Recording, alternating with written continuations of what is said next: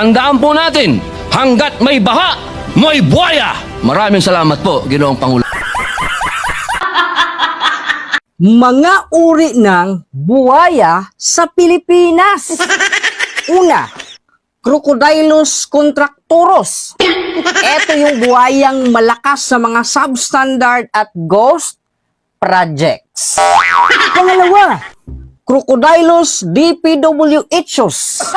Ito yung buhayang malakas kumuha ng kickback at porsyento mula sa mga proyekto ng gobyerno. Pangatlo, Crocodylus congressmanus. Ito naman yung pinakamaraming uri ng buhaya na matatagpuan mo sa Pilipinas na tinatawag ding Mr. Chair.